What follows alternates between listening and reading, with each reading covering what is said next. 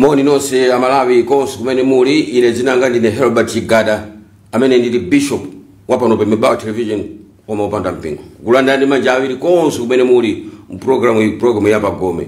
Iyi ndi program imene timakhala ndi atsogolera amipingo yosiyana timafotokoza nditu ife Mbebawa television sitimasankha iyayi. Ona wonse bwera kuno monga ngati lero ndi azitumiki amene abwera sitidziwana nawo koma ndidziwana nawo lero lino akuti tufuna tichacheze nanu a bishop kuti kuti monga imene timafotokozera kuna kuti ife pano sitimasankha mpingo ya ndiloleni amayi ndi abambo nthawi inoyo kuti no ndialandire alendo amene abwerawa azitchule mayina awo ndi utumiki umene iwo akutumikira kuti timve zambiri za iwowa. Ndiye ndiloleni pa nthawi ino kuti no ndipatsana nawo moni. Muli bwanji? Tili bwino kwa bishop. Zikomo mbiri. Pachitsi nanu ndani? Ine ndi Brother Joel Lingalawe. Brother Joel Lingalawe. Yes. Oho. Muzi ndi kuti? Ife kumuzi ndi kumulanje. Mukati ife muli bakati? Ine. Oho. Yes. Ndiye muti ife tipa kumuzi kwathu kumulanje. Kumuzi kwathu ndi kumulanje. Aha, chabwino. Mulanje kwacho kuti? Pankando. Oho. Yes. Pankando, muzi wa Mwenyekasi. Mwanda? Mwenyekasi. Yes. Mayi anu akonko? Mayi athu akonko. Bambo anu? Bamboso akonko. Oho. Tathokoza. Yeah. Nanga inu tsini? Zinanga ndine Brother Isaac Chingoma. Brother Isaac Chingoma. Angelo Chingoma. Isaac Chingoma.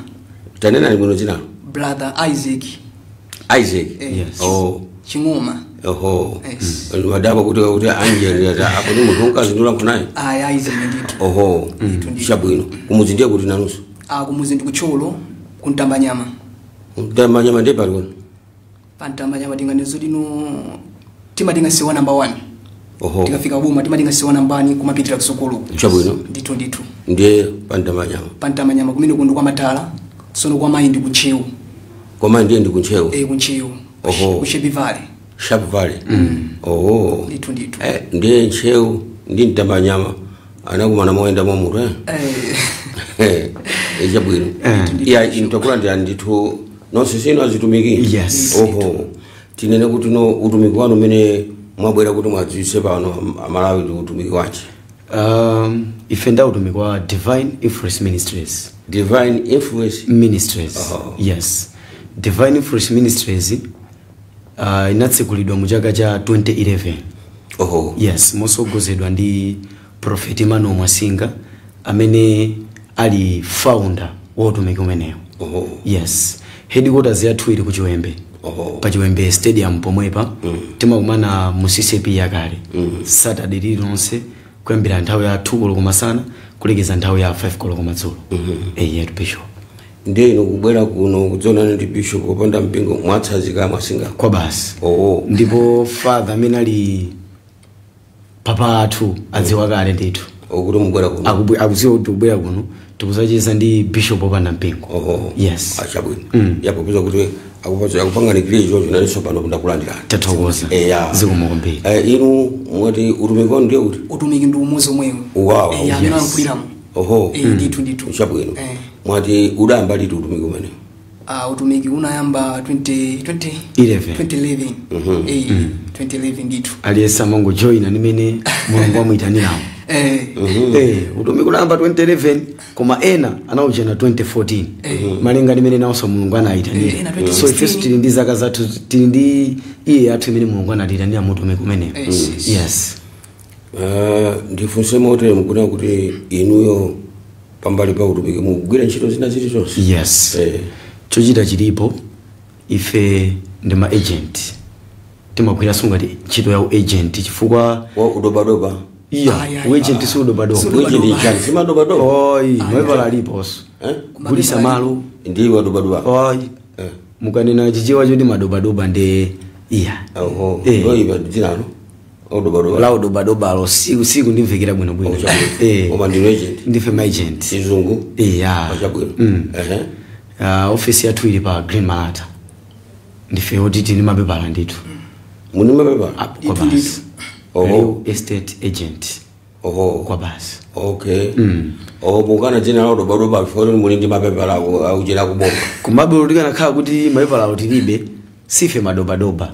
Tikanena kuti ndife madobadoba ndi tinama ndithu. Chifukwa timakhulupirira kunena kuti tikagwira ntchito timalandira chinthu china chake. Yes. So apart from utumiki timapanganso zinthu ngati zimenezi. Tusa. Nanga inu abusa? Timendera limodzi. Kuna kuli kwesi timendera limodzi. Kuti kani? Utumiki timendera limodzi. My brothers. So umbali uzotamanga ngati chochita ndi chimodzimodzinso.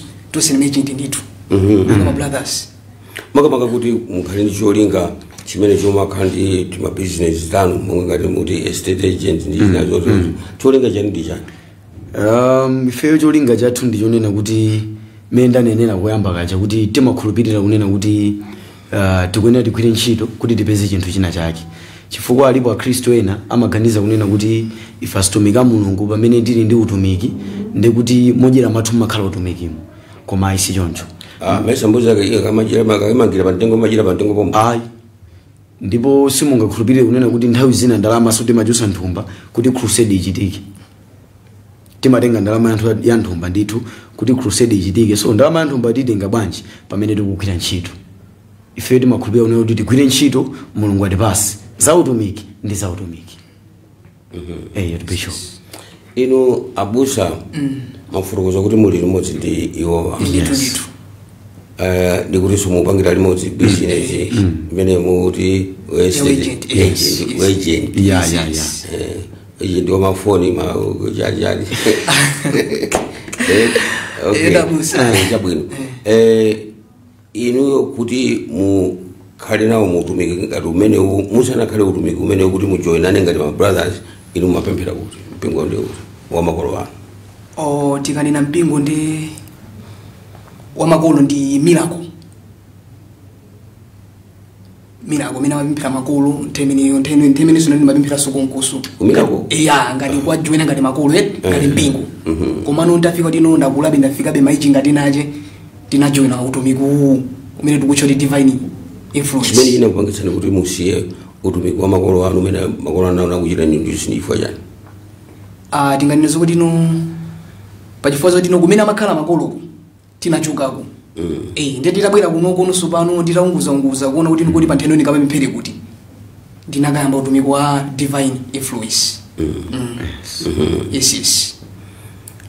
Tibwere kwa inu abusa. Yes, Bishop. Jamati Lingalawe. Yes. Lingalawe. Brother Lingalawe.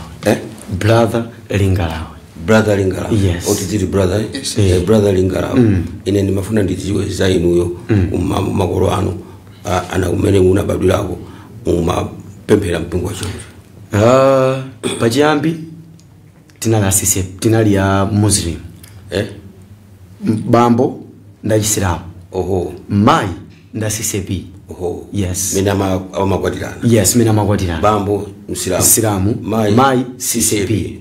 Nde chifukwa chonena kuti makhalidwe lathu la Chimalawi mai amayenera asatire mpingo wa bambo. So maiwa anajoina mpingo wa bambo umene unali Chisilamu. That means ana to safe chifukwa tilimo ana follow banja lathu. Mabadwa Chisilamu. Tose tabadwira Chisilamu. Ndeno inalipo nthawi oti madrasa mone chita nawo kwa basi. Tajita. Nde inalipo nthawi ine ndi mkulu wanga. Sino imene magazi ndiyo no kubadwa mbali. Alipo so ina alipo ena. Inu wapakati. Ine ndo maliza. Mwana 4. Omaliza ndine. Chabwino. So mkulu wanga anali ndi nzake Macmillan Mwasinga amene amacheza. So Macmillan uncle wake anala prophet amene tikunena kuti pano pandi father athu prophet Emmanuel Mwasinga. So Macmillan akucheza ndi mkulu wanga Idrisa Lingalawe amacheza kwambiri. Siku lina Macmillan anamuitana Idrisa kuti apite ku ministry kuchakapemphere monkoka. Though amaziwa kuti uyu ni ndani? Islam. So anthu achanakwanisa kunyamuka ndikupita kutumiki kucha. So adapita koyamba akuti anakaona kuti Mulungu akuyenda ndi ndithu kutumikiko. Zamphamvu zikutani zikuchitika kumene uko. So Idrisa uchanakwanisa akamabwera ku nyumba kucha amapeza kuti wandipezene mwina ndili pa sitting room pali mai anga amene ali Alexa Lingalawe ndota akufotokoza nkhani ichi. Mene waendera kumeneko. Yes, mene waendera kumeneko kucha kuti kumachitika zamphamvu. So ineyo ni madabo kuti zipeta kunena uyuzi ndizonama.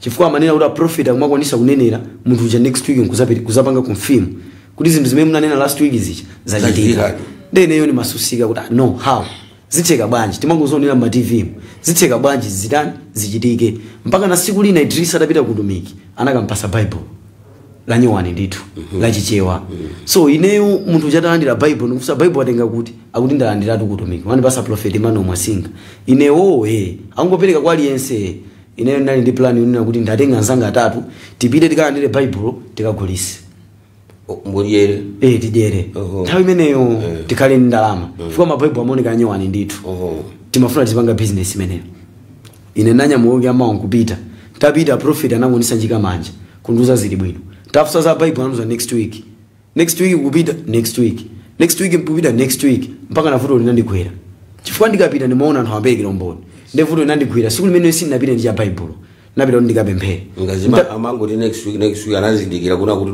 mufuna tenge Bible mukagulisa zayizwikira ntapita ku week imeneyo ndi pamene ino amandiuza kuti ayo ndikuona ichi sinakhulupirirebe napitiriza kupita abe choncho ndimene Mulungu anandiyitanira pang'ono ndi pang'ono kumakhala nawo kumatiphunzitsa kupita nyumba mawu kakolopa kusesa choncho ndi pamene chautumiki chinayamba nokuoneka mkati mwathu iwo acha sanafike anthu ndoti amayang'ana ine friend amene nayi nawo cross iso ndo ndimapezeka ndafika pamene pacha ndayamba kutumikira mopa momwemo mamantha momwemo pano ndife anatipasa utumiki branch imene tikutumikira ku Bangwe imene tikunena kuti tikukumana Sunday lilonse pa Brightira Secondary School masana umenewo nkhani yake ndimene Bishop tsopano makolo anu ndi adachidaenda bwanji kuyambirirako zinali zovuta sanachilandire chifukwa ndinali ndili pa school so sanachilandire komano after ta bambo namene samachilandira mayi of course kuyambirira kusoma kana ndithu koma ataona kuti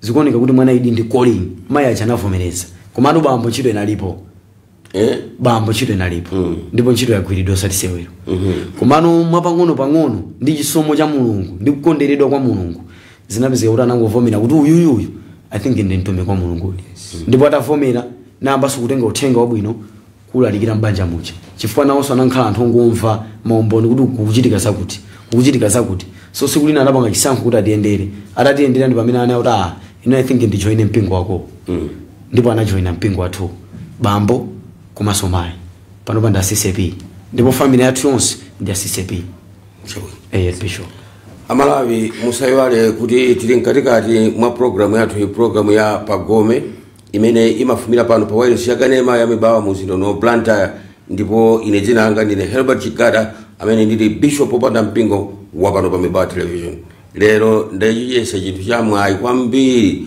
kuna kuti kuchitobwera alendo kuchokera komwe kubwa Bangwe uko Blantyre muno kuna kuti adzacheze nane ine Bishop opanda mpingo ndi kuti iye ajakulandira ndithu iwo andachinyamata akalendo anga amene ali pano ndipo popeza kuti no Bible linafotokoza kuti masiku otsiriza achinyamata ndi amene adzathange ndi uthenga pamene achikulire adzakhala pansi sindikudziwa ngati kubwera kwawo kukusonyeza kutha kwa dzikoli kapena mapeto a dzikoli ndilole namayi ndapa mukuna kuti ndipitirize kucheza nawo achinyamatawa koma ndazitumiki azibusa ine ndifuna ndipitirize kucheza nawo Bishop ine mwafotokoza kuti makolo anu anali mpingo wa Chisilamu ndiye kupita kwa nthawi inuyo mwakhoza kuwatembenuzayo kubwera ku Chikhristu kodi mufuna kutanso kuti kumene amapempherako iwo kulibe samapemphera zenizeni tikatero ndinama komano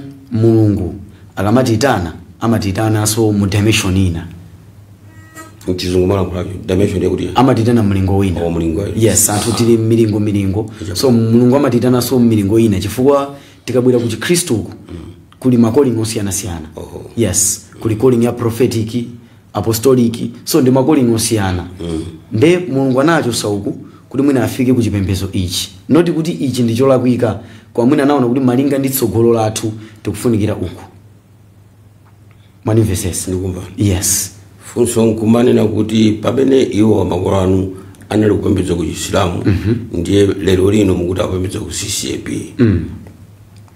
kodi sipanakhale mavuto ena aliwonse kuchokera ku Chisilamu kuna kuti azitumiki athu abwera kumene pachiyambipo tithaonena kuti mavuto analipo pachiyambi penipeni komano anthu anadzindikira ndipo anthu anangovomereza kuti uyu ndi mtumiki wa Mulungu chifukwa pamene timakhala ifeyo pamene tadzunguliridwa ifeyo ambiri nikuti muzosewu ambiri ndasilamu ndine ndimapeza kuti mamawa uja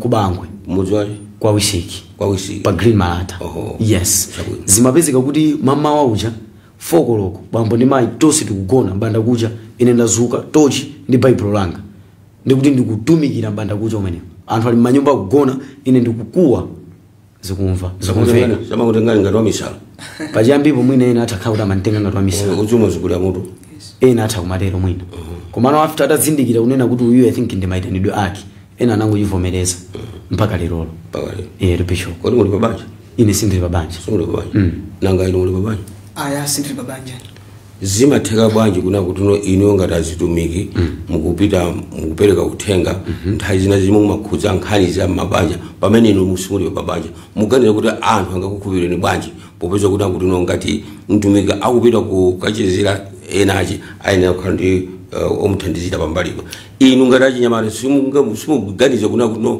ndinu magulaja osokoneza ona kuti muzi yang'ana masiketa azimayi maministry mwanu ifunza ninu apopo inde di Bible tikawerenga ku Genesis tikawerenga ku Genesis malemba amagamba zoti mamuna anamulengera muthangatira ndipo ndizona zimene zoti ngati aliyese amene adakhaenda muthangatira kapambali ndiye munakamba ngati kuti umbali achinyamata ngati ife azitumiki ndi umbali kuti sinakwatire sichoncho ndiye ma challenges anje amene makumana nawo ndiye kukunena zoti china chilichonse chimachitika mnthawi yache chifukwa chona zoti ngati azitumiki amene azipereka chisanzo chabwino kwa anthu amene awazungulira ndiye kuti tizunganga ngopanga zinthu chisawa uku sizingakukirira koma pali nthawi yoyikika imene Mulungu anayikitsa ndipo pali nthawi imeneyo uyidikirire kuti ikakwana zinthu zako zizayende process imene Mulungu akutani akufunira ndithu abusa ndiyankhe chimozimozi malinga ndi mawu a Mulungu akunenera Mulungu wathu ndi Mulungu wa nthawi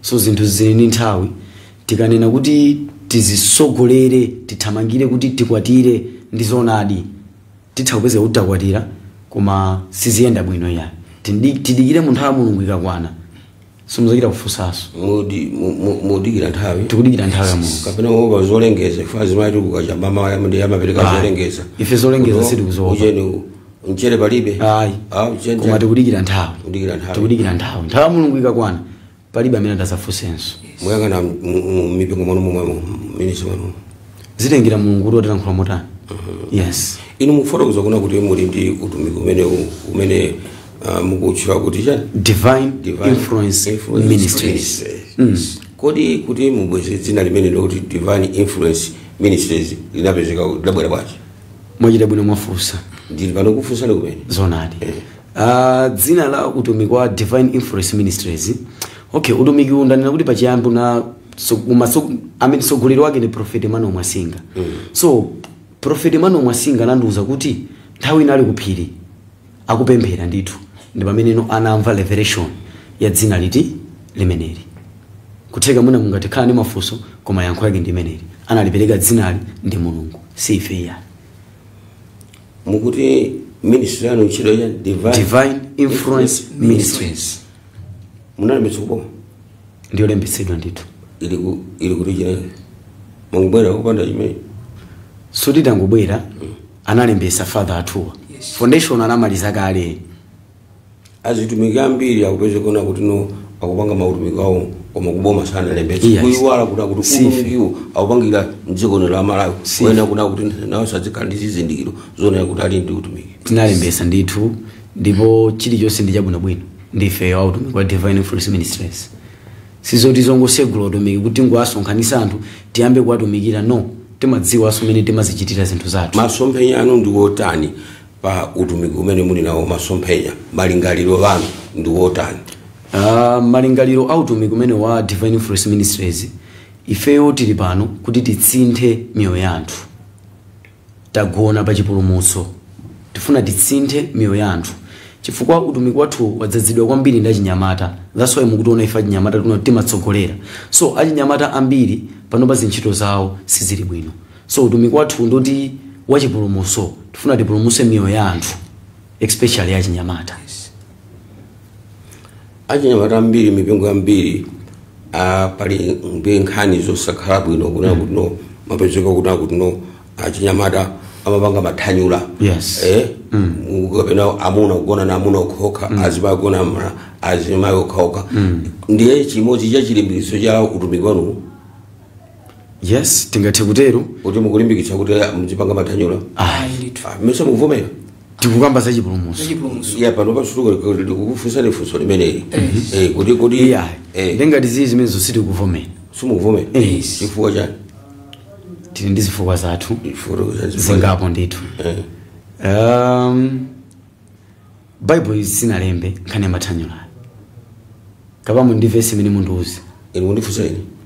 Ndikufunseni. Ine ndikufunsani kuna kuti imene ndiye mbali imodzi ya chilimbikitso cha utumiki wanu. Ona kuti azibambo azigonana na azibambo azimazi. Ifeyo sitili pamene popo. Ife tafotokoza kunena kuti main reason yathu ndi chipulumutso. Utumiki wathu wagona pa chipulumutso. Ife timaona ku chipulumutsoko. So mungatifunsa iyi nkhani iyi tinapo. Ife ndizoti munthu tifuna apulumutsidwe alandire Yesu kukhala bwezi ndi mpulumutsi wa moyo wake. Ndifuna kitili pano. Kodi zimanenedwa kuna kuti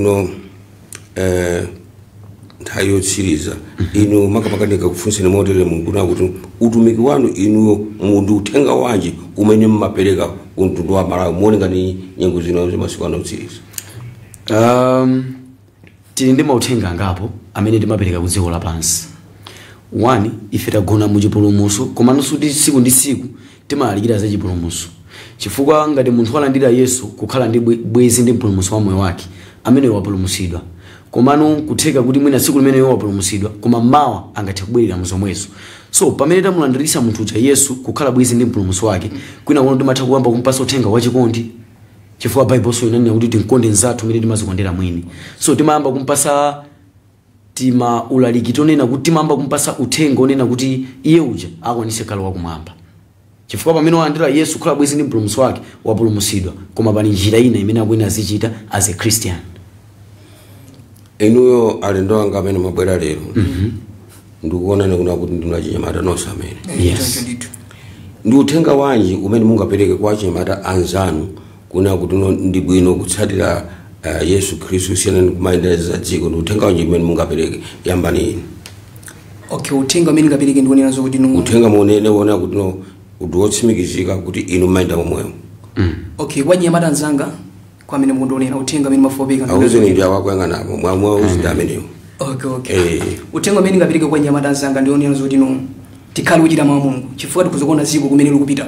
Vuto lathu anthu dziko lonse lapansi ndi tchimo. Ndipo chonse chathu chachikulu si banja, si nkazi, si business. Tikalenga ku Mateyu chapter 6 verse 1 masika musima kuti ankula kuti zimene amazifuna mitundu zikuzokhala kudya zabwino pogona papa mwamba zindosiyana akuti atati wanu sama zoti inunso mastani mazifuna koma kuti tiyambe tatanga ufuma Yehova ndi chilungamo chake ndipo zina zonse zabwera kwa ife ngati price. Ndiye chimene ngangame njona zoti tikhale anthu ochita mawu a Mulungu. Ndithu abusa. Kwa achinyamata anzanga amene mukundionera uthenga wanga ndionena kuti titembenuke mtima. Chifukwa masiku amene tiliwa ndi masiku osiriza ndithu. Bible inapereka zizindikiro zingapo mungathe kuona kuti dziko lathu limene likuyenderamo zizindikiro zake so zilipompo zina ndi zina.